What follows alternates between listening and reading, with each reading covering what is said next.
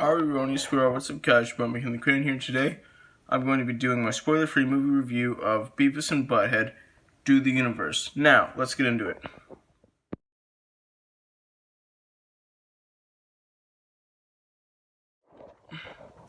So, I watched this movie last night, and it's fantastic.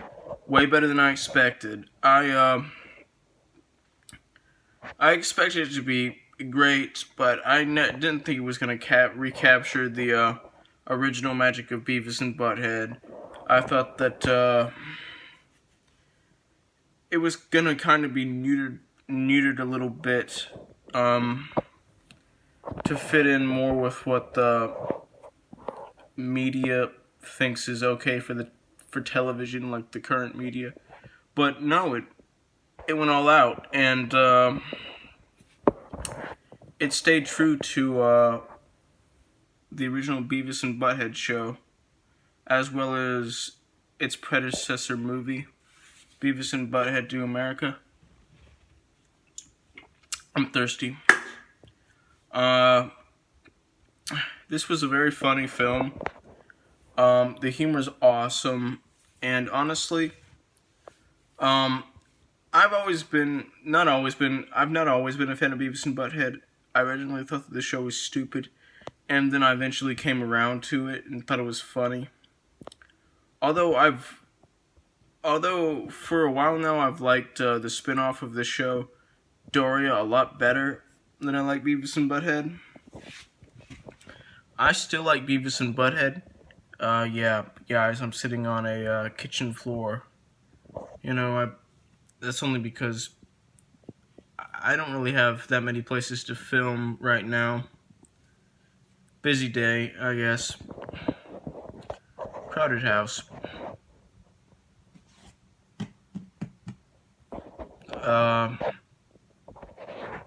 I highly enjoyed this movie.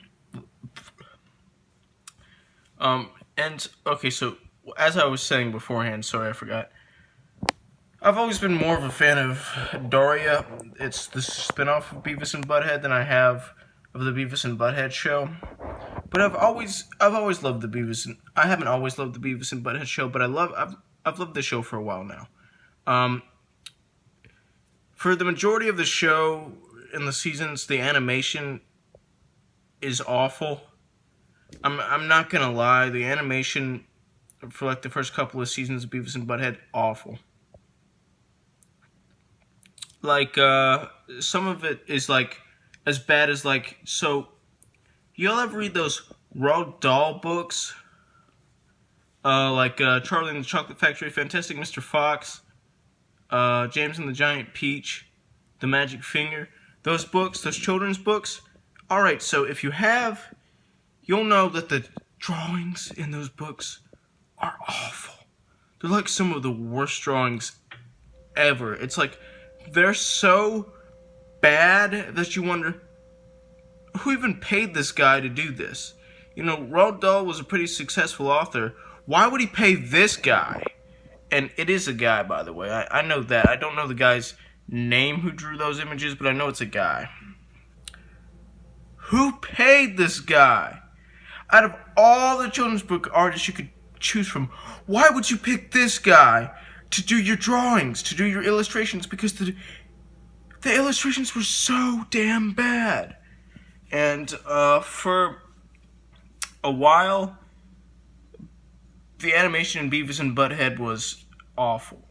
It was just not like Roald Dahl, not as bad as Roald Dahl illustrations, but nearly. But you know, that wasn't what made the show so good, and didn't even really affect this show, even though the animation was an eyesore.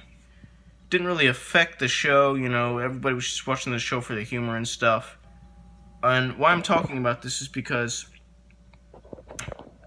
although the animation got better in later seasons, this movie, like, totally, like, takes the animation to a whole new level of good. It's like, it improves it a lot more than it had previously been improved. The animation in this movie is actually quite good. Um, it's not messy like it was in the first few seasons of Beavis and Butthead. It's not so completely changed that you can't tell that this is like Beavis and Butthead. You can still tell it's Beavis and Butthead, but the animation looks so much smoother and cleaner, and just it's just easier to look at. Moving on from the animation, the story in this movie is just, it's pretty this is a sci-fi movie, meaning that Beavis and Butthead, it's always been kind of semi-realistic. I say semi-realistic because most people aren't as dumb as Beavis and Butthead. And just the odds of if this were to happen in real life, like, they'd be like the two luckiest teenage boys in the world because their stupidity would have just downright gotten them killed. And it doesn't seem to, like, get them killed in the show. I haven't seen every episode of the show, but I've seen quite a lot of the show, and they're very stupid, and they make a lot of stupid decisions, but they never get killed for doing it.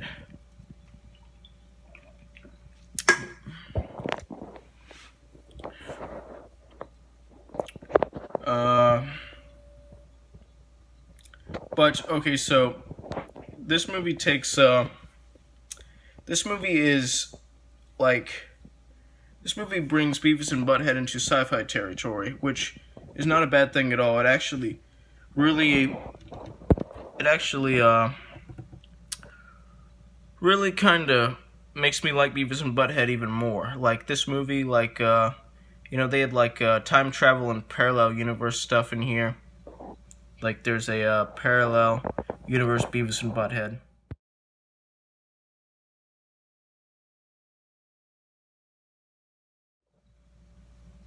Which I really, really, really, really loved.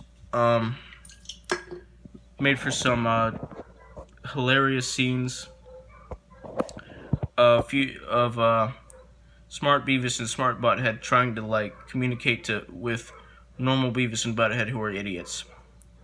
Anyway, so the main plot of this movie is that Beavis and Butthead get themselves into some trouble and get sent to a space camp. And while they're there, they basically do something that makes the astronauts think that they're like astronaut material, and basically they get to go on a spaceship, and the whole time they think that they're going to get to okay, I'm getting into like the suggestive zone with what I'm about to say. Like PG-13 territory. So for my overly sensitive viewers, you can just, I don't know, like, skip ahead a minute or something. Okay, anyway, you have been warned. Alright, the whole time they're trying to get laid. They think that the main astronaut lady wants to bang them. And they think this because they're stupid and they're trying to get laid. And this whole concept leads to some hilarious jokes throughout the movie, which I loved, and laughed at throughout, chuckled at throughout. I think this movie is hilarious. I think the humor in this movie is hilarious and pretty memorable. There's an especially memorable, hilarious scene where Beavis and Butthead are outside in astronaut suits, like in space, outside of like the space shuttle, and like knocking on the window. I'm not gonna like get too into what was going on in there because it's a spoiler-free review, but it's a hilarious scene. Anyway, and so they get sucked into a black hole that takes them from the year 1998 to the year 2022. And yes, that was obviously done on purpose. And it's hilarious to see Beavis and Butthead interact with our modern society, like with phones and with a whole bunch of no offense to any of my viewers, but a whole bunch of woke people, like, it's pretty hilarious to see this going on, and I had a lot of fun with this movie. And okay, what I'm about to tell you may shock a lot of you, but this movie is actually pretty smart. You know, it's like, it uses its dumb humor in like the smartest way ever. The story is pretty smart. It can be deep at times, and it's oddly touching. It's like an oddly touching movie throughout. There are a lot of oddly touching moments.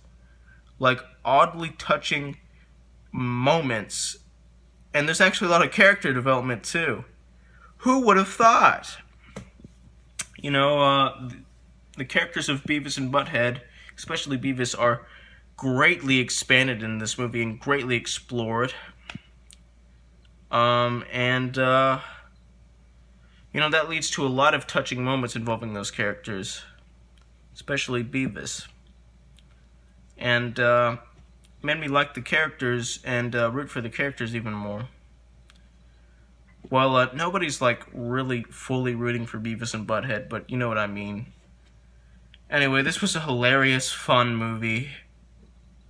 It's awesome. It's got some action in it. It's a comedy, but it's got some action and some sci-fi in it. It's smart. It refuses to die. Like, if you guys want to know what I mean by that is, it knows that it exists in a time where society does not want shows like these to exist, but it refuses to die. It knows that, like, the media hates shows like this and movies like this, but it refuses to die and just gives the media the middle finger. And this movie's actually fairly critically acclaimed, 96% certified fresh score on Rotten Tomatoes. Wow. And I can see why. This was a masterpiece. An absolute perfect masterpiece. I kid you not. I laughed. This movie, like, had me feeling all kinds of feelings. I laughed. I was thrilled at times. I was, you know, there were some times where was just like, what's gonna happen? What's gonna happen with Beavis and Butthead? It's a fun movie. It's got a great story, a great ending. It's got some big boy and big girl humor, if you know what I mean. Some mature, immature humor. Yeah, the humor in this movie, a lot of the humor in this movie is mature, immature humor. It's not an R-rated movie, but, you know, it's not a children's movie, if that makes sense. It's got some a lot of off-color humor that works. And a lot of great character chemistry, especially the chemistry between Beavis and a phone.